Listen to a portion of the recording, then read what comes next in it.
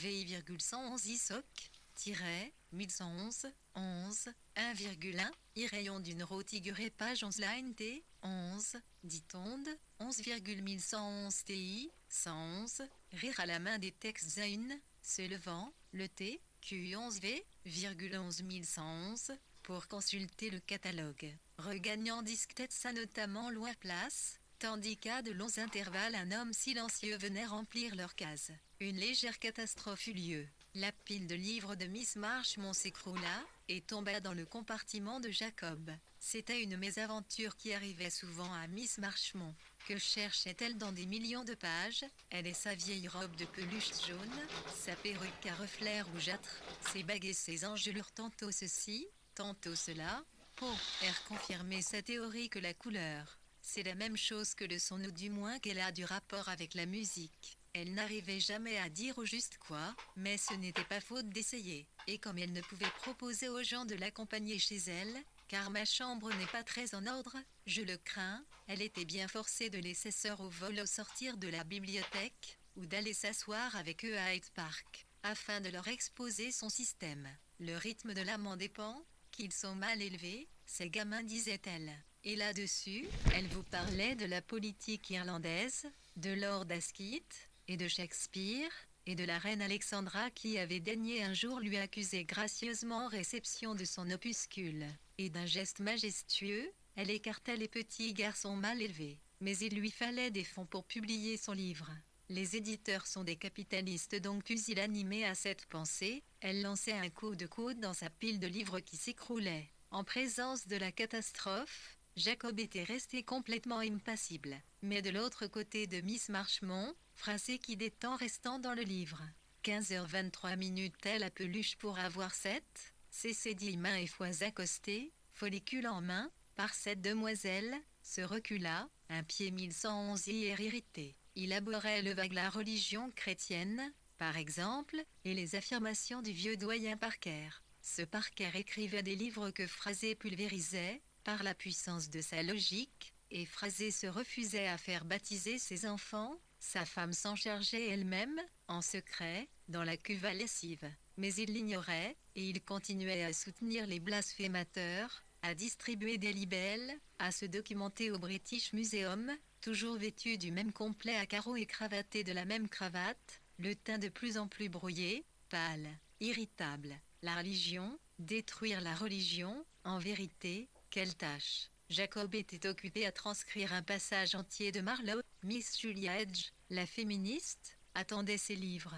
Il n'arrivait n'a. Elle trempa sa plume dans l'encrier. Elle regarda autour d'elle. Son regard fut attiré par les lettres finales du nom de Macaulay. Effaçant des yeux le tour du dôme, elle lut l'un après l'autre les noms des grands hommes qui nous rappellent. Mais mon Dieu, dit Julia Edge, pourquoi n'avoir pas laissé de place à une Eliot ou à une Brontë? Infortunée Julia, imbibant sa plume de fiel, et laissant dénouer ses lacets de souliers. Quand elle eut enfin son livre, elle se lança dans son labeur gigantesque, mais en même temps un défilé nerveux de sa sensibilité exaspérée lui permettait de constater avec quel calme, quelle impassibilité, quel sérieux, les lecteurs masculins se consacraient à leur tâche. Ce jeune homme, par exemple, que venait-il faire ici? Copier de R égale à il y a plus de femmes que d'hommes, voir à ce sujet les statistiques. Oui, mais si l'on autorise les femmes à travailler comme des hommes, elles auront vite fait en restant dans le livre.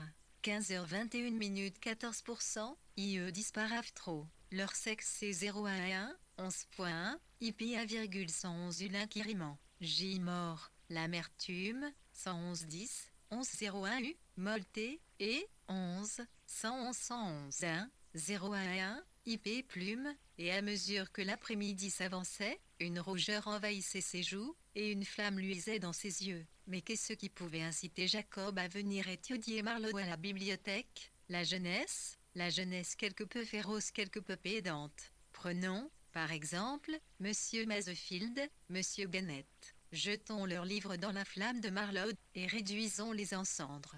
Qu'il n'en reste pas trace. Ne pactisons IPS avec le médiocre. Détestons notre époque. Forgeons-en une meilleure, et pour y arriver, lisons à nos amis des essais sur Marlowe, ennuyeux comme la pluie. Et voilà pour quelle raison on est obligé de collationner des textes au British Museum.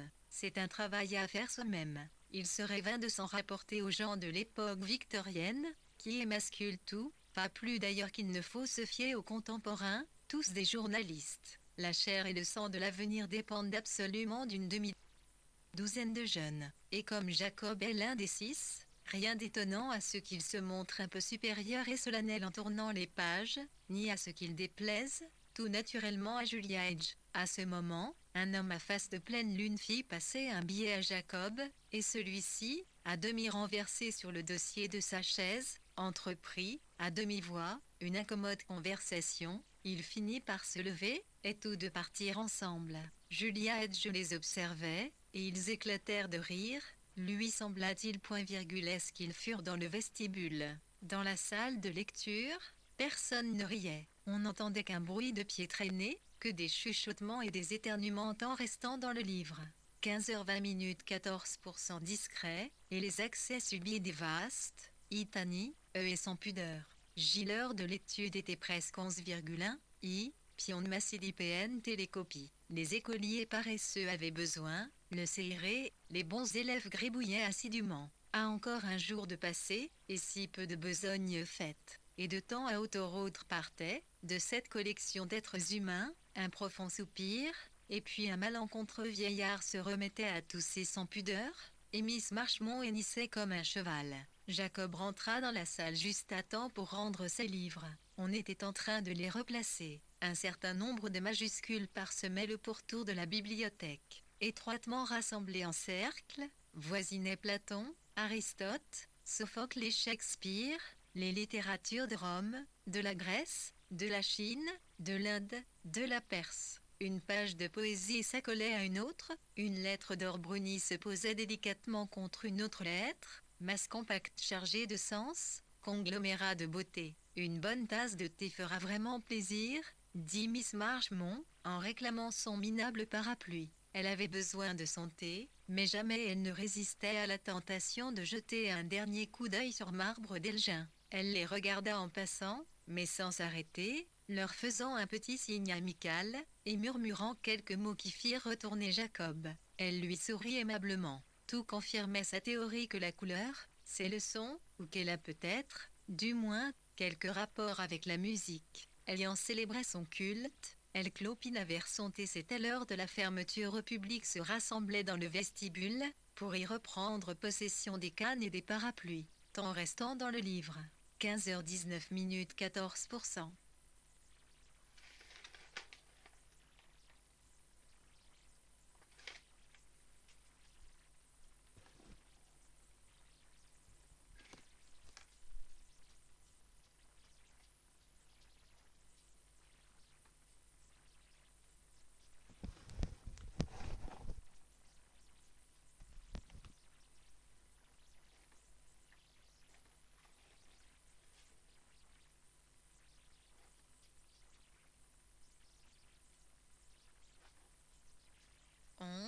« 11 loin M0 à 1,111 1,111 à nu, un litre très patiemni. Restez debout, teclé que, peine, l'un que le préposé vérifie des numéros sur des jetons, cela repose. Et le parapluie n'est pas perdu, il se retrouvera certainement, bien qu'à travers la lecture de Macaulay, de Hobbes, de Gibbon, à travers les in octavo, les in quarto, les in folio. Le fait de sa disparition possible se soit imposé à vous toute la journée, s'enfonçant de plus en plus, parmi les pages ivoirines et les reliures de maroquin dans cette densité de pensée, ce conglomérat de science. La canne de Jacob était comme toutes les cannes. Peut-être l'avait-on mal placée. Une gigantesque intelligence habite le British Museum. Songez que Platon y voisine avec Aristote, et Shakespeare avec Marlowe. Cet immense trésor spirituel dépasse les facultés de l'individu. Néanmoins, quand on y songe, il faut si longtemps pour retrouver une canne.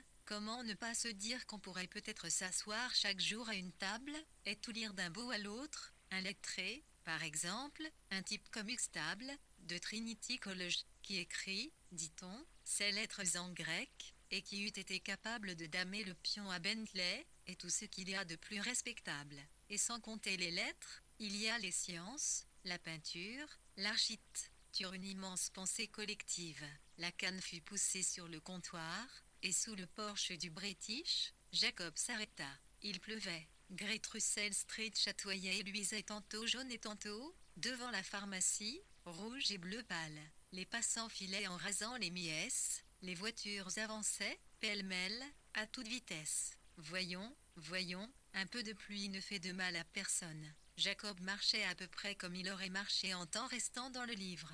15h18 14% plein champ, une fois que le vieilli, il y virgule un sa table de traverse givaille, avec sa pipe et son livre il pleuvait inverse. À moins d'un quart de mille de distance, le British Museum se dressait comme un énorme, un indestructible tumulus, blême et luisant sous la pluie. Le prodigieux esprit contenu en lui était enseveli sous la pierre, chaque case recelée dans ses profondeurs était un lien sûr et abrité. Les gardiens de nuit qui projettent, sur le dos des ouvrages de Platon et de Shakespeare, un rayon lumineux, constataient qu'aujourd'hui, le 22 février, ni l'incendie, ni les rats, ni les cambrioleurs ne se préparaient à profaner ces trésors. Les gardiens, pauvres gens parfaitement honorables, qui ont femme et enfants à Kentish Town, font tout ce qu'ils peuvent pendant 20 ans pour protéger Platon et Shakespeare, et finissent par être enterrés à Highgate. La pierre enveloppe le musée, comme la boîte crânienne enveloppe et contient la fièvre et les imaginations des cerveaux. Seulement, ici, les cerveaux sont ceux de Platon et de Shakespeare.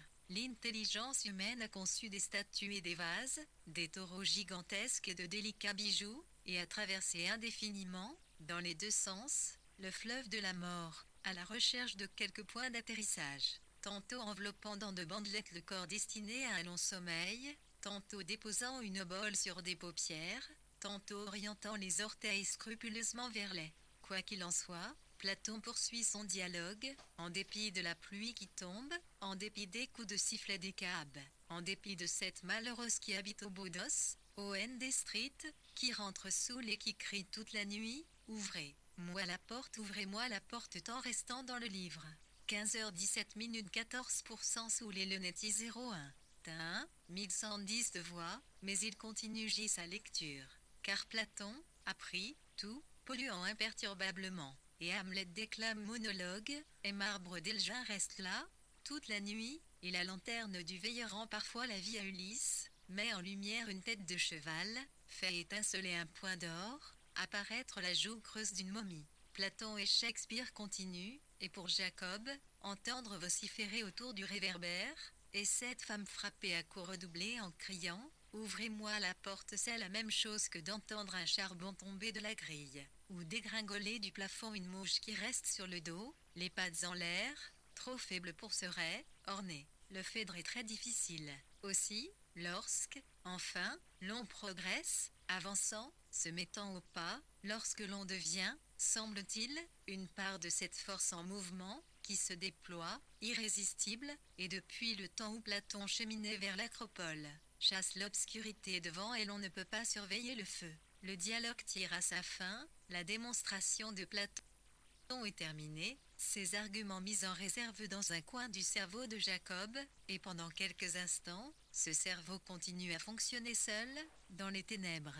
Enfin le jeune homme se lève, ouvre les rideaux et constate avec une étonnante lucidité que les pringettes, ses voisins d'en face, sont déjà couchés, qu'il pleut, que les juifs et l'étrangère sont encore au coin de la rue, auprès de la boîte aux lettres, en train de se disputer. Chaque fois que la porte s'ouvrait et qu'entraient de nouveaux arrivants, ceux qui étaient déjà s'écartaient un peu, ceux qui étaient debout tournaient la tête, et regardaient par-dessus leur épaule. Ceux qui étaient assis s'arrêtaient au milieu d'une phrase, tant restant dans le livre. 15h16 14% que cela tint l'étage, I peint ril d'une guitare, J chaque fois qu'ou 1.1 et 1,01 t sommier, on salte und, lit à quelque chose d'intéressant. Qui donc entrelace et Gibson le peintre, mais reprenez le fil de votre discours. Les deux interlocuteurs parlaient de choses bien trop intimes pour être dites carrément, mais les voix environnantes agissaient comme une crécelle sur le cerveau de la petite Mrs. Whitney, éparpillant ses pensées dans les airs comme une bande de petits oiseaux effarouchés qui, sitôt posés, allaient lui faire peur. Elle portait alors sa main à sa coiffure, puis elle enlaçait à ses deux genoux, en levant timidement les yeux, et elle disait à Olivier Skelton, « Prométhée, Promettez-moi de ne répéter à personne. Il était si compréhensif, si tendre. C'est de son mari qu'elle lui parlait, de son mari qu'elle accusait de froideur. Magdeleine, la belle Magdeleine, arriva droit sur eux. Brune, sensuelle, amplement drapée, et foulant d'un pied léger l'herbe avec ses sandales. Elle avait les cheveux flottants, des épingles semblaient à peine retenir les plis de la soie autour d'elle. Une actrice, bien entendu, éternellement devant la rampe. Pour dire simplement, ma chère, elle modulait comme à travers les passes de la haute montagne. Et elle se laissa tomber sur le plancher, et se mit à chanter, sans parole, car elle n'avait rien à dire, des os, et des as, à pleine voix. Mangin, le pot, se rapprocha d'elle, et resta en contemplation, la pipe à la bouche, et l'on dansa, tant restant dans le livre. 15h15 14%. La grisonnante Mireille demanda à Dick Grave de lui expliquer ce que c'était que Mangin, ajoute qu'elle n'en avait que trop vu, à Paris, des choses pareilles. Magdeleine était sur les genoux du peintre. Il lui avait emprunté sa pipe. Oui, elle en avait trop vu pour être scandalisée. Quel est ce jeune homme, dit-elle, en assujettissant ses lunettes et en se rapprochant de Jacob. Le fait que celui-ci était remarquable par son calme, non qu'il eût l'air indifférent, il faisait plutôt penser à quelqu'un qui, sur le bord d'un rivage, ferait le guet. Ah, permettez-moi de prendre un point d'appui sur vous, ma chère, dit Helena Scott, tout à l'érite, et sautillant à cloche-pied, car la cordelette d'argent qui entourait sa cheville s'était dénouée. Mrs. Rerney, tournée vers le mur, considérait un tableau. Regardez donc Jacob, dit Hélène. Jacob dont on bandait les yeux, pour prendre part à quelque jeu de société. Alors dit Grave, un peu ivre, très naïf et très fidèle, dit à Hélène qu'il considérait Jacob comme l'individu le plus remarquable qu'il eût jamais rencontré. Hélène et lui s'assirent à la turque, sur des coussins, pour parler de Jacob, et la voix d'Hélène se brisa, tant les deux jeunes gens lui semblaient d'un éros, et leur amitié quelque chose de tellement plus beau que les amitiés féminines. À ce moment, Anthony Pellet vint inviter Hélène à danser, et tout en dansant elle les regardait, Jacob et Dick, en train de boire ensemble. Le monde magnifique, le monde vivant, sain et vigoureux. Entre 2h et 3h du Amin, au mois de janvier, ces mots ne pouvaient s'appliquer qu'à la longue perspective de pavés de bois qu'il y a de Arnmersmith à Holborn. C'était le terrain sur lequel, tant restant dans le livre, 15h14 14%. R. Jacob marchait. Ce terrain lui semblait salubre et magnifique, parce qu'une certaine salle, donnant sur des écuries, quelque part le long de la Tamise, avait contenu tout à l'heure une cinquantaine de gens, surexcités, bavards et sympathiques. D'ailleurs, arpenter la chaussée, à peine s'il y avait en vue un cab ou un agent de police, c'est un plaisir en soi, et la vaste courbe de Piccadilly, constellée de diamants, est plus belle quand elle est déserte. Un jeune homme n'a rien à craindre. Au contraire, quoiqu'il puisse fort bien n'avoir rien dit de remarquable, il se persuadait volontiers qu'il est resté maître de ses positions. Jacob était ravi de connaître Mangin, la jeune femme sur le place, une chair lui avait semblé merveilleuse, et tout le monde lui était sympathique, et tout ce milieu lui plaisait. Bref, les tambours battaient, les trompettes sonnaient. À pareille heure, on ne rencontre que des balayeurs dans la rue. À peine est-il nécessaire de dire à quel point Jacob se sentait favorablement disposé à leur égard, à quel point il était content de rentrer chez lui, d'ouvrir sa porte avec sa clé, ayant le sentiment de ramener, dans sa chambre vide, 10 ou 12 personnes qu'il ne connaissait pas avant d'en sortir. Il chercha quelque chose à lire, et le trouva, et ne lut pas, et tomba profondément endormi. En vérité, parler de tambour, de trompette, ce n'est pas dire une chose en l'air. En vérité, Piccadilly, Holborn, et ce petit logement vide, et la grande salle remplie de 50 personnes, peuvent répandre à tout instant une sorte de musique dans l'air. Les femmes y sont peut-être plus sensibles. On y fait rarement allusion, et à voir les hordes qui traversent le pont des Waterloo, afin d'attraper le train direct pour Surbiton, on pourrait les croire menées par des motifs raisonnables. Mais non, ce sont les trompettes et les tambours qui les mènent. Pour peu que l'on s'écarte de la foule des passants, que l'on s'arrête pour réfléchir clan un des encore bellement du pont, tout cela sans doute peut paraître très obscur, un total mystère. On ne cesse de passer le pont. Parfois, entre les camions et les omnibus, apparaît un fardier qui transporte des arbres nouvellement abattus, et suspendus par des chaînes, ou bien une remorque chargée de pierres tombales, dont les inscriptions toutes neuves disent que quelqu'un, aimé de quelqu'un, est enterré à Putney. Tout à coup le tracteur bondit avec une secousse, et les pierres disparaissent trop vite pour qu'on puisse en lire davantage. Cependant le flot de la foule ne cesse de passer du su. EY au Strand, du Strand au Surrey. C'est à croire que les miséreux sont allés faire une incursion en ville, et se traînent vers leur repère, comme des cancrelats qui regagnent leur trou, témoin cette vieille qui tient serré contre elle son vieux sac luisant, et qui clopine allègrement vers Waterloo, comme si après avoir pris un bain de grand air, elle revenait se terrer dans sa caverne obscure. Dans la direction opposée, quoique le vent soit rude et leur souffle au visage, regardez ces filles qui marchent en se tenant par la main, en braillant une chanson, elles semblent ne ressentir ni froid, ni honte. Elles vortaient la tête nue, et l'air triomphant. Le vent a soulevé les vagues. Le fleuve coule à toute vitesse, au-dessous des pieds des passants, et les hommes debout dans les chalands doivent peser de tout leur poids sur le gouvernail. Une bâche noire recouvre une masse blonde et renflée. Des avalanches de charbon lancent des éclairs noirs. Comme de coutume, des peintres sont accrochés sur des planches aux façades des grands hôtels riverains, et aux X fenêtres de ces hôtels apparaissent déjà des points lumineux. Temps restant dans le livre.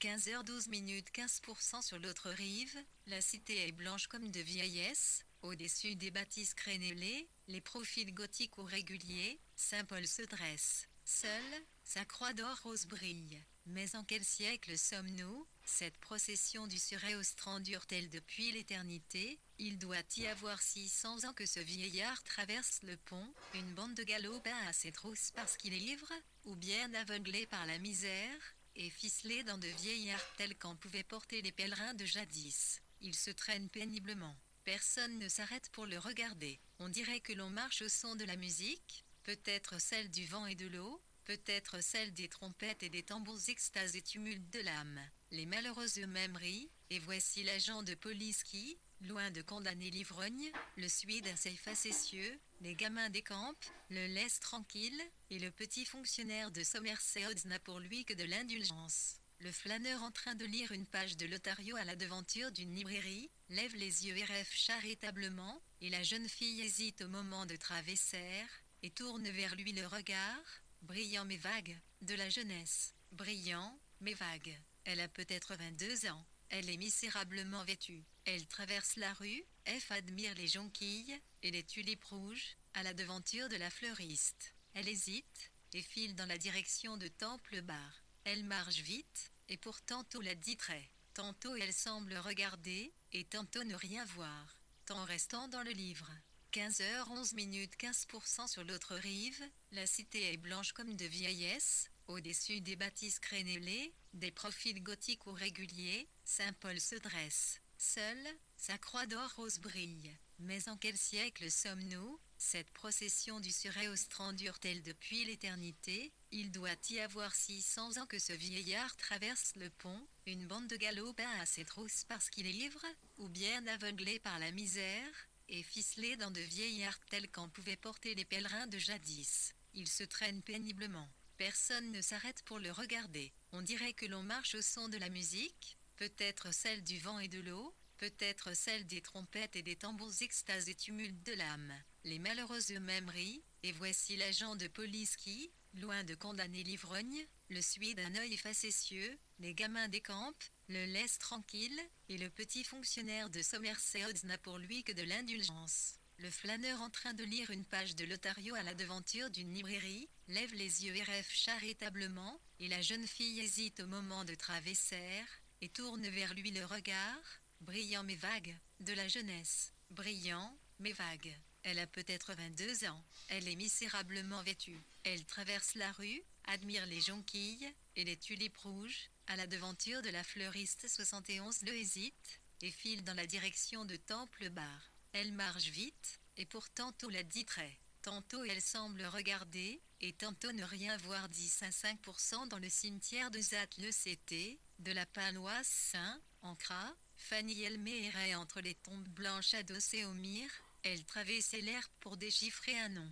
Elle attelle pas à l'approche du gardien, et elle finit par sortir précipitamment. Dans la rue, tantôt elle interrompait sa marche, s'arrêtait devant un étalage de poterie bleue, Tantôt rattrapait le temps perdu, entrait chez un boulanger, achetait d'abord des petits pains, puis des gâteaux, et repartait à une telle allure que ceux qui auraient été tentés de la suivre étaient presque obligés de prendre le trot. Elle n'avait pas l'air, néanmoins, d'une prostituée de bas étage. Elle portait des bas de soie, des boucles d'argent à ses souliers, mais la lume rouge de son chapeau baissait la tête, et le fermoir de son sac devait être desserré, car un programme de chez Mrs. Tussaud tomba par terre, tandis qu'elle poursuivait sa route. Elle avait des jambes de gazelle. On ne voyait pas son visage. Mais, n'est-ce pas au crépuscule, des gestes vifs, des regards rapides, et des espérances hardinesses tout naturellement. C'est alors qu'elle passa sous la fenêtre de Jacob. La maison était morne, obscure, silencieuse. Jacob était chez lui, plongé dans un problème d'échec. Elle s'étiquait posée sur un tabouret entre ses jambes. Sa main, à la base de son crime, fourrageait dans ses cheveux. Il ramena lentement cette main en avant, prit la reine blanche dans sa case, puis l'y remit. Il garnit sa pipe, rumina, déplaça 2 pions, avança le cavalier blanc, puis rumina de nouveau, le doigt posé sur le fou. C'est à ce moment que Fanny Elmé passa juste sous sa fenêtre. Elle allait faire une séance de pause chez le peintre Nick Branham. Temps restant dans le livre. 15h10 15%. Il posait cligné dans un RTI accent circonflexe et l'air espagnol, haine de fleurs, et tenait à la main un livre à couverture jaune, un peu plus penché, un peu plus de souplesse. C'est mieux, c'est bien, marmottait Branham, qui dessinait et fumait en même temps, et qui, par nature, n'était pas bavard. Sa tête semblait l'œuvre d'un sculpteur, qui aurait équarri le front, modelé la bouche, et laissé dans l'argile la marque de ses pouces et la trace de ses doigts. Mais il n'avait pas, comme une statue, les paupières closes. Ses yeux, assez proéminents, étaient injectés de sang, comme à force de regarder, de fixer, et lorsqu'il parlait, son regard, semblait-il, s'égarait un instant, puis redevenait attentif. Huelleux en poule sans abat-jour pendait au-dessus de la tête de Fanny. La beauté féminine ressemble, elle ressemble, la beauté des femmes, à la lumière sur les flots, qui n'est jamais à demeure sur une vague unique. Toutes la reçoivent, toutes la perdent, tantôt opaque et terne comme du suif, tantôt translucide comme une pendeloque de cristal. Les visages qui ne varient pas sont des visages sans intérêt. Voyez, par exemple Lady Venice, qui s'exhibe comme une merveille, mais une merveille d'albâtre, faite pour être posée sur un socle sans qu'on l'époux, que jamais. Une brune sémilante de pied en cap n'a pas plus d'intérêt qu'une gravure de mode, posée sur la table au salon. Les femmes qu'on voit dans la rue ont des têtes de cartes à jouer, au contour bien net cerné d'un trait dur et rempli d'une teinte rose ou jaune. Mais voilà que tout à coup, se penchant du haut d'une fenêtre sous les toits, ou assise dans l'angle d'un omnibus, au tapis au fond d'un fossé au bord de la route apparaît la beauté, même la beauté resplendissante, subitement expressive, disparue l'instant d'après. Nul ne peut faire tant restant dans le livre. 15h21 fond sur elle, ni la saisir, ni la garder enveloppée dans Hélène papier. On ne la trouve pas dans le commerce, et Dieu sait qu'il vaudrait mieux rester à la maison, que de s'immobiliser devant l'émeraude et le rubis exposés derrière une glace, dans l'espoir de subtiliser leur feu. Même le cristal de la mer, dans le fond d'une soucoupe, perd son éclat comme, au soleil, une étoffe de soie se fane. Ainsi, lorsque l'on parle de la beauté des femmes, on pense à une chose fugitive, qui pendant un quart d'heure empruntera les yeux, les lèvres et les joues de Fanny Elmé, par exemple, pour resplendir au travers. Dans sa pose guindée, elle n'était pas belle, la lèvre inférieure trop saillante, le nez trop grand, les yeux trop rapprochés. C'était une mince créature, aux joues vermeilles et aux cheveux noirs, maussade pour le moment ou raidie par l'immobilité. Chaque fois que Branham cassait son fusain, elle sursautait. Branham était mal disposé. Il se baissa devant le feu pour se réchauffer les mains. Elle examina le dessin. Il grommela. Elle jeta une robe de chambre sur ses épaules, et mit l'eau à bouillir. Bon Dieu, que c'est mauvais, ce que y aurait dit Branham. Elle se laissa glisser à terre, enferma ses genoux dans ses mains jointes, et regarda l'artiste, d'un beau regard ses yeux, c'était la beauté traversant la chambre, irresplendissant une conde avant de s'envoler. Fanny semblait interroger, compatir, devenir pour un court instant l'amour même. Mais elle exagéra. Mais Branham ne vit rien, et l'eau se mit à bouillir, et quand elle se releva, ses dents des pieds et des mains, elle ressemblait davantage à un poulain, ou à un jeune chien, qu'à une femme amoureuse à ce moment. Jacob se dirigeait vers sa fenêtre, et restait devant, les mains dans les poches. Monsieur Springett sortit de la maison en restant dans le livre. 15h20 15 face, regarda sa devant-nieux, et rentra. Des enfants passèrent devant la boutique, lorgnant les sucres d'orge rose. La voiture de livraison de Pickford descendait la rue. Un gamin virevoltait pour se dégager d'une corde enroulée autour de lui. Jacob quitta la fenêtre. 1 ou 2 minutes plus tard, il ouvrait la porte, et prenait la direction d'Holborn. Fanny Elmé décrocha son manteau. Nick Branham désépingla son dessin et le roula sous son bras. Ils éteignirent les lumières, et se mirent en route, sans se laisser troubler par les nombreux passants, par les autos, les omnibus, les fourgons, et ils arrivèrent à Leicester Square 5 minutes avant Jacob, qui a, et un peu plus de chemin à faire, et qui avait été arrêté dans Zulbury par un attroupement de badauds, désireux de voir passer le roi dans sa voiture, si bien que Nick et Fanny étaient déjà accoudés sur la rampe garnie de velours du promenoir, lorsque Jacob poussa la porte battante et s'approcha auprès d'eux. « Bonsoir, je ne vous avais pas vu, » dit Branham au bout d'un instant. « Sacré farceur, dit Jacob. »« Miss Elmé, » dit Nick. Jacob ôta sa pipe de sa bouche d'un air très embarrassé, et c'est vrai qu'il l'était. Et lorsqu'un peu plus tard tous trois furent assis sur un divan de peluche, laissant leur fumée de tabac monter entre eux et la scène, écoutant de très loin les voix perçantes de le joyeux orchestre qui intervenait fort à propos, il continua d'être gêné. Cependant Fanny se disait, quelle voix il parlait peu, évidemment, mais avec quelle autorité. Les jeunes gens, se disait-elle, sont distants, tant restant dans le livre. 15h19 15% et un but du même, était, l'imoyen, conscient que l'on peut heurter là, à les regarder, sans qu'ils s'en cloutent, elle regardait Jacob, comme il devait ressembler à un enfant, quand il rentrait là après une soirée, et qu'il devait être imposant, un peu impérieux, peut-être. Mais je ne me laisserai pas faire, pensa-t-elle. Il se leva et s'accouda sur la barre d'appui. La fumée l'enveloppait d'un nuage. Elle sembla jamais noyée dans la fumée, la beauté des jeunes hommes, si vigoureusement qu'ils poursuivent le ballon, ou lancent la balle de cricket, qu'ils dansent, qu'ils causent, ou qu'ils marchent à grands pas le long des routes. Peut-être sont-ils destinés à bientôt la perdre. Peut-être plongent-ils le regard dans les yeux de leur lointain modèle d'héroïsme et prennent-ils place parmi nous avec une espèce de mépris, songeait-elle, vibrante comme une corde à violon, dont on tire des sauts que l'on brise. En tout cas, ils aiment le silence, et disent des choses magnifiques, et chacune de leurs paroles tombe comme un disque neuf, et non comme une grêle béabillarde de petites monnaies usées, bonnes pour les jeunes filles. Ils se meuvent avec décision, comme s'ils savaient combien de temps on doit rester, et à quel moment il faut partir.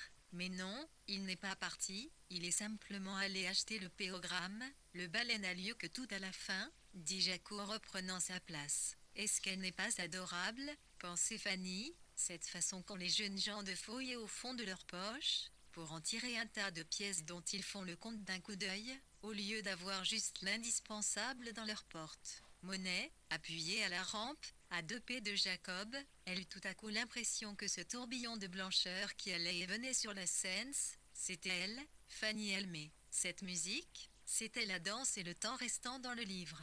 15h18 15 bondissements de son rame, et ses tournoiements rapides, ses molles plongées, n'était-ce pas la figuration adoucie du mécanisme entier de l'univers de son mouvement, de ses remous? Son gant noir déformé tomba par terre. Quand Jacob le lui ramassa, elle eut un sursaut irrité, car jamais coup de foudre fut-il si ridicule.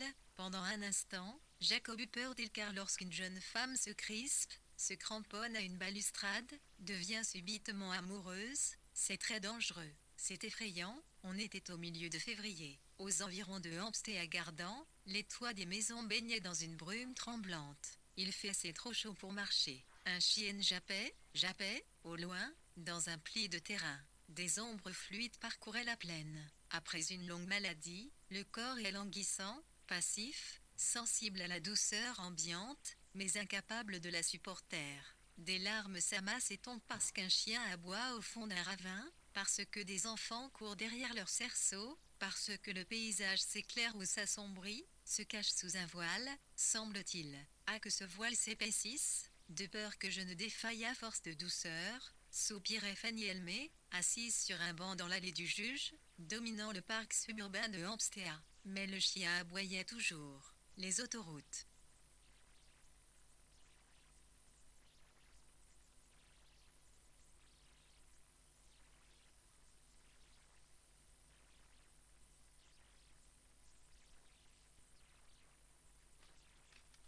Son gant noir déformé tomba par terre. Quand Jacob le lui ramassa, elle eut un sursaut irrité. Car jamais coup de foudre fut-il si ridicule.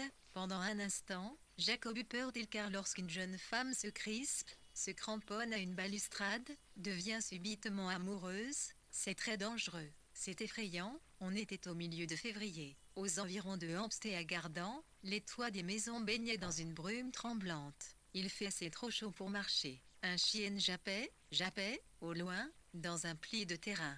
Des ombres fluides parcouraient la plaine. Après une longue maladie, le corps est languissant, passif, sensible à la douceur ambiante, mais incapable de la supporter. Des larmes s'amassent et tombent parce qu'un chien aboie au fond d'un ravin, parce que des enfants courent derrière leur cerceau, parce que le paysage s'éclaire ou s'assombrit, se cache sous un voile, semble-t-il. Ah, que ce voile s'épaississe, de peur que je ne défaille à force de douceur, soupirait Fanny Elmé, assise sur un banc dans l'allée du juge, dominant le parc suburbain de Hampstead.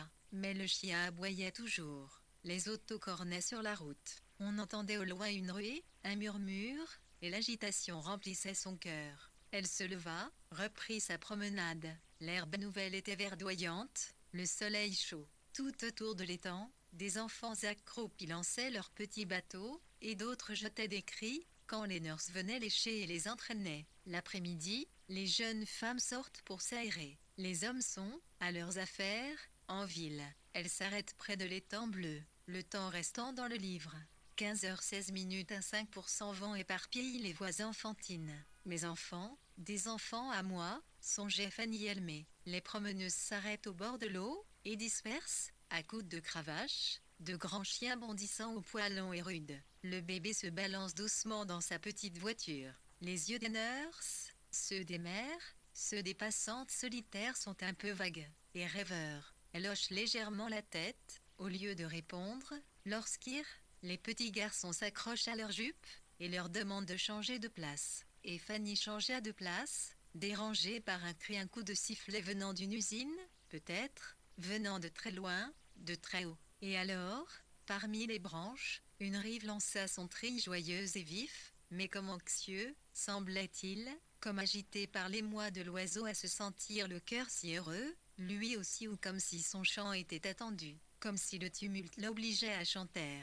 Voyez-vous la grive inquiète voler d'arbre en arbre, son chant s'affaiblit, et de loin, domine le bruit des roues, le passage du vent. Son déjeuner lui avait coûté 10 pence. Allons bon, cette demoiselle, elle a oublié son parapluie, dit la femme grêlée, dans sa cage de verre, au fond, de la boutique de la compagnie laitière Express. Peut-être, je pourrais la rattraper, répliqua Milly-Édouard. La serveuse sonna de blond cendré, et elle s'élança dans la rue. Rien à faire, dit-elle en rentrant, un instant après, avec le méchant parapluie de Fanny à la main. Elle caressa une de ses nattes. Oh, cette porte, grommela la caissière. Elle avait les mains dans des ainaines noires, et ses doigts, qui appellent les fiches des clients, étaient gonflés comme des SAE6. Temps restant dans le livre. 15h15, 15:0 pâté, légumes verts pour un. Café complet avec croissant. Au œuf poché sur canapé. 2 tartes aux fruits ainsi claquaient les voix sèches des serveuses. Les clientes entendaient ratifier leurs ordres, voyaient la table voisine servie avant son tour, et venir enfin leurs œufs pochés. Leur regard cessait d'être errant. Des cubes mous, en pâtisserie, tombaient dans des bouches ouvertes comme dans des sacs triangulaires. Nelly Janquinson, la dactylo, émiettait son gâteau d'un air plutôt distrait. Chaque fois que s'ouvrait la porte, elle levait les yeux. Oui, donc attendait-elle? Un marchand de charbon, qui lisait le télégraphe sans lever les yeux, rata la soucoupe, et en tâtonnant, posa sa tasse à même sur la nappe.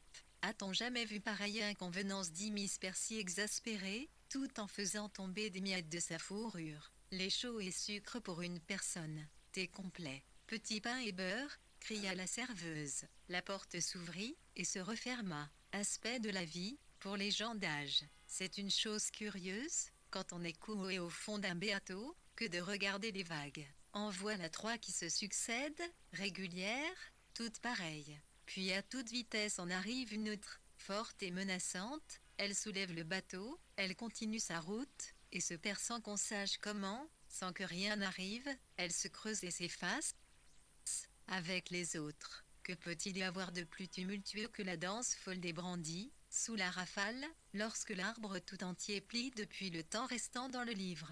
15h14 16% tronc jusqu'au fait, lorsque son feuillage flotte échevelé et s'agite au gré des vents, sans jamais pourtant s'envoler, le blé, lui, frissonne et se fait petit, se plaque contre terre comme s'il voulait s'arracher de ses racines, mais reste fixé au sol. Et voyez, même des fenêtres, et même dans l'obscurité, on perçoit dehors quelque chose, comme un flot qui grossit, comme une aspiration au bras tendu, regard avide, lèvres entr'ouvertes. Et puis le calme revient, car si cette exhalation durait, nous nous disperserions comme un nuage d'écume, au travers duquel les étoiles brilleraient, et nous retomberions en gouttelettes salées qu'emporterait la rafale, ce qui arrive quelquefois, car certaines âmes impétueuses ne veulent pas entendre parler de s'apaiser.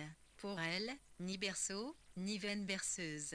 Pas de faux semblants, de repos douillet, l'agréable supposition que tout, pour tout le monde, est à peu près pareil, le feu vif et le vin bon, et l'extravagance un crime elle se refuse à l'admettre. Les gens sont si gentils, une fois qu'on les connaît, jamais je ne pourrais penser du mal d'elles. Il faut se rappeler, mais des types comme Nick, peut-être, ou comme Fanny Elmé, vont de l'avant, rembarrent l'insolence se déchaîne comme des grêlons. A dit Fanny, faisant irruption dans l'atelier avec 3/4 d'heure de retard, car elle avait flâné autour de l'hospice des enfants trouvés, dans le simple espoir de voir Jacob descendre la rue, sortir son passe-partout et ouvrir sa porte. Ah, j'ai peur d'être en retard, à quoi Nick ne répondit pas à l'eau, de sorte que Fanny devint agressive. Je ne reviendrai plus jamais, cria-t-elle enfin, en restant dans le livre.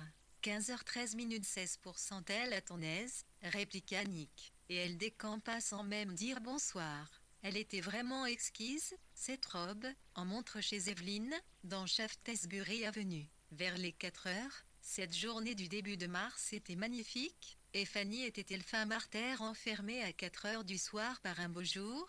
Dans cette même avenue, des filles de son nœud étaient assises devant de gros registres, ou faufilaient avec lassitude la gaze et la soie, ou, tout en ruban chez Swan et Edgar.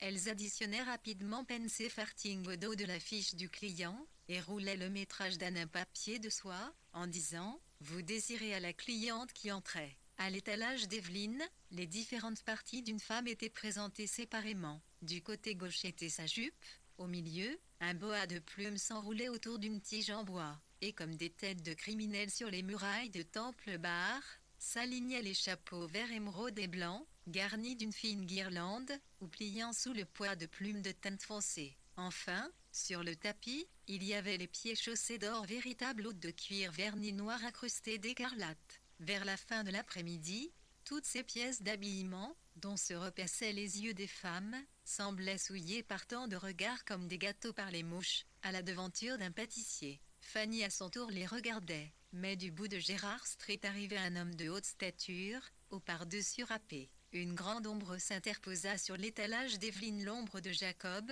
et pourtant, n'était pas lui. Fanny fit demi-tour, enfila Gérard Street, en se disant qu'elle voudrait bien avoir beau, colu. Nick ne lisait jamais, ne parlait jamais ni de l'Irlande, en restant dans le livre.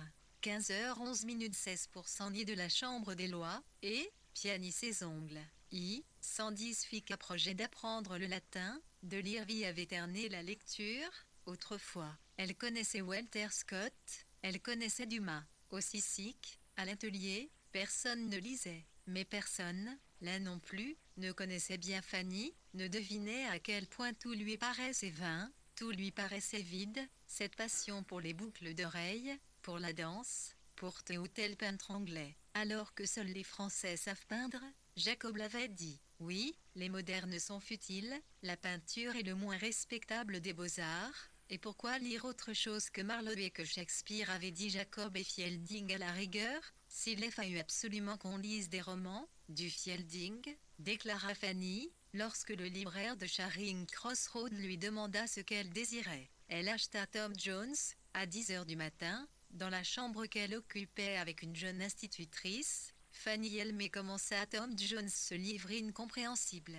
mais ses assommoirs billevesés, concernant des personnages aux noms bizarres, c'était là ce qui plaisait à Jacob et aux gens vertueux, des fornes fagotées, qui ne pensent même pas à leur façon de croiser les jambes, lisent Tom Jones, un livre mystérieux. Il existe pourtant dans les livres, se disait Fanny, des choses que j'aurais pu aimer, moi aussi, bien préférables aux pendants d'oreilles et aux fleurs, si j'avais reçu de instructions, soupirait-elle, en se représentant les couloirs du Slade, et en pensant au bal costumé qui devait avoir lieu semaine prochaine. Elle n'avait rien à se mettre, tant restant dans le livre. 15h10 16% les livres conviennent 1.1i.111 taux, 1,1 NNY, IRS pieds installés sur le manteau de la Chonunek. QINS gens sont des êtres réels. Nick, probablement, Nialue Sabi, TISE1, R, FP amené réel, si ce n'est peut-être Miss Sarge Niaël Centilitrice paraît à l'heure du déjeuner, et fait des embarras y a des gens qui restent chez eux, tranquillement, le soir, à lire, qui ne vont pas au music hall, qui ne regardent pas les étalages, qui ne mettent pas les habits les uns des autres, comme Robertson qui lui a un jour emprunté son châle, et à qui elle a emprunté son gilet. Une chose que Jacob n'aurait faite que bien à contre-cœur car il aime Tom Jones, elle avait le volume ouvert sur les GU, imprimé en 2 colonnes, et il lui avait coûté 3 shillings et demi, ce livre fatidique dans lequel Fielding, il y a tant d'années, blâmait d'avance Fanny Elmé de sa préférence pour le rouge vif. En une prose parfaite, disait Jacob, qui ne lisait pas de romans modernes. Il leur préférait Tom Jones. J'aime tellement ce livre, dit Fanny le même jour, lorsque Jacob, assis en face d'elle, eut fini de fumer sa pipe. Toutes les femmes sont menteuses, hélas excepté Clara Durand. AME sans défaut, nature candide, vierge enchaînée à son rocher, quelque part du côté de Lone Square, versant éternellement du thé à de vieux messieurs en gilet blanc, de ces vieux messieurs qui vous dévisagent avec leurs yeux bleus, et qui jouent du bac. Entre toutes les femmes, c'était elle que Jacob estimait le plus. Mais rester assis devant une table, à manger des toasts auprès de douairières vêtues de velours, sans janvier y sans dire plus loin à Clara que Benson en disait au perroquet de Miss Perry pendant que celle-ci servait le thé. C'était un outrage intolérable aux franchisés à la temps restant dans le livre. 15h09 16% de til 1 111 111.11 110 0111 nu.111 110 101 mule équivalente. Mais Jacob ne formulait lien 11 qu'on l'enliait l'ulotidectomètre air furibond. Fanny avait posé Tom Joe sur la table. Elle cousait, ou tricotait. Qu'est-ce que vous faites, demanda Jacob quelque chose pour le bal du stade et elle alla chercher sa coiffure, ses pantalons, ses souliers à bouffettes rouges. Qu'allait-elle mettre? À ce moment-là, je serai à Paris, dit Jacob. En effet, quel intérêt peut avoir un bal costumé, pense Fanny. On y rencontre toujours les mêmes gens, on y porte les mêmes costumes. Engin se saoule, Florinda, asseyée sur ses genoux. Elle flirte outrageusement avec Nick pour le quart d'heure. À Paris, dit Fanny en route vers la Grèce, répondit-il. Car, à son avis, rien de détestable comme Londres au mois de mai. Il allait partir, oubliez Fanny. Un moineau passa devant la fenêtre, avec un brin de paille au bec, un brin de paille qui venait d'une meule près d'une grange, dans une cour de ferme. Au bas de la meule, un vieil épagnol marron flaire une odeur de rat. Déjà les hautes branches des ormes sont ponctuées de nids. Les marronniers ont déployé leurs éventails, et les papillons se pavanent dans les allées cavalières de la forêt. Peut-être même le magnifique Mars est-il en train de festoyer, si l'on en croit Maury, sur un tas de charognes en putréfaction au pied d'un chêne. Et dire que Tom Jones est le seul responsable, pensait Fanny. Jacob était capable de s'en aller tout seul, en livre dans sa poche, épier les Blairpeaux, surveiller leurs ébats. Il prenait le soir le train de SH30, étant restant dans le livre. 15h08 16% marchait toute nuit et elle voyait voler les lucioles, et rapportait des vers luisants dans une boîte médicaments. Et il chassait à court, aussi, avec la meute de New Forest. Tout cela, c'était la faute de Tom Jones. Jacob allait partir pour la Grèce, avec un livre dans sa poche, et l'oubliait, elle, Fanny. Elle atteignit sa glace à main, et vit s'y refléter son visage, et aussi celui de Jacob. Comment serait-il ceint d'un turban? Elle alluma une lampe, mais comme un reste de jour entrait par la fenêtre, une moitié seulement du visage du jeune homme paraissait éclairé, et quoique d'un aspect terrible et magnifique, et disposé à renoncer à la forêt et à venir au Slade, déguisé en chevalier turc ou en empereur romain, il lui permit, serrant les dents, fronçant le sourcil, et la regardant de travers dans la glace, de lui charbonner la lèvre. Tom Jones n'en était pas moins entre eux 11 archers, dit Mrs. Flandé avec cette tendresse que les mères affichent si souvent à l'égard de leur fils. Un archer sera demain à Gibraltar le courrier, qu'elle attendait en faisant un petit tour du côté de Dosille, tandis qu'à tort et à travers les cloches de l'église d'y perçait autour d'elle un chant religieux, que l'horloge sonnait 4 coups bien frappés au RRU de la ronde musicale, que l'herbe s'empourprait d'un reflet orageux, et que les 2 douzaines de maisons du village se blottissaient, infiniment humbles, d'antan restant dans le livre. 15h07 16% le même pays d'ombre, le touillet premier, avec ses multiples messages hostisclirsion tracés d'une main hardie 011, l'une écriture hésitante, avec ses enveloppes timbrées, soit le timbre anglais, soit de timbres coloniaux, ou parfois hâtivement barré d'un trait jaune, le courrier allait déverser sur le monde une myriade de nouvelles. Si cette prodigalité épistolaire est avantageuse ou non, ce n'est pas à nous de le dire. Mais que, de nos jours, les lettres soient assez souvent mensongères, surtout séniles des jeunes gens qui font un voyage à l'étranger, cela ne paraît que trop vraisemblable. Prenons l'exemple suivant, Jacob Flandé, préparant son lointain voyage par un petit séjour à Paris, un vieille cousine de sa mère, morte le mois dernier, lui a légué 100 livres. Tu n'as vraiment pas besoin de répéter indéfiniment cette sacrée rengaine, crut Tandon, dit Malinson, le petit peintre chauve, assis devant une table de marbre éclaboussée de café, et couverte de ronds de vin rouge. Il parlait avec volubilité, et visiblement était plus qu'à moitié ivre.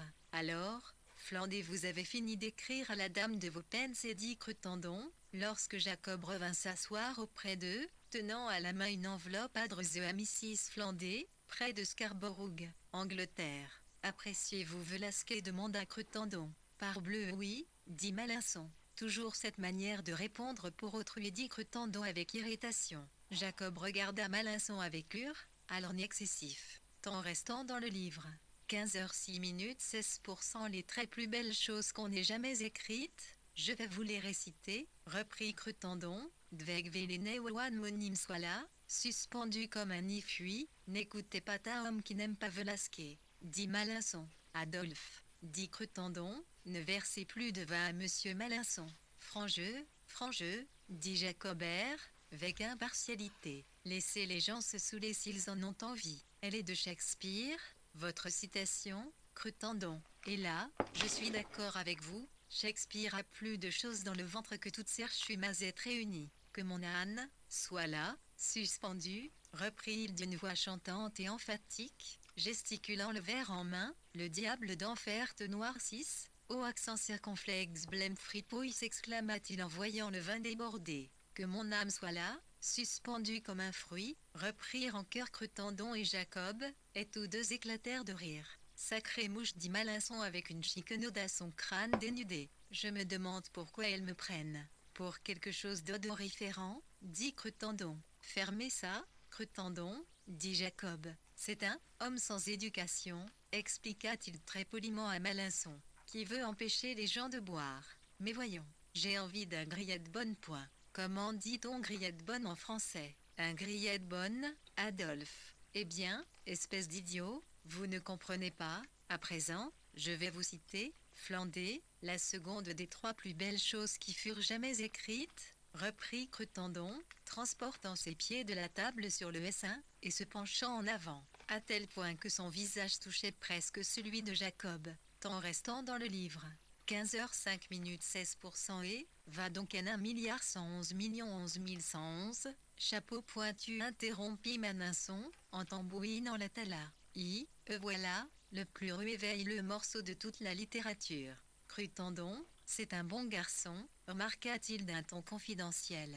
mais quelque peu idiot, et il appuya son discours d'un brusque plongeant en avant. Eh bien, pas un seul mot de cette conversation ne parvint à Mrs. Flandé. Elle ne sut pas davantage ce qui se passa au moment de la carte à payer, ni quand ils quittèrent le restaurant pour enfiler le boulevard Raspail. Voici un autre bout de conversation. L'heure, 11 heures du matin, le lieu, un atelier, et le jour, un dimanche. Je vous l'affirme, Flandé, déclara Cretendon, une des petites toiles de Malinson me ferait autant de plaisir qu'un chardin. Et quand je parle de chardin, il acheva de vider sur sa palette un tube de couleur réduit à rien. Chardin, c'est un grand bonhomme, vous savez. Malinson, pour le quart d'heure, vend ses toiles pour pouvoir dîner. Mais attendez que les marchands le découvrent. Il sera parmi les très grands faire la bringue ici, s'amuser, c'est une existence vraiment épatante. Ça n'empêche pas la peinture de accent circonflexe de point E un art des moins intelligents, dit Jacob,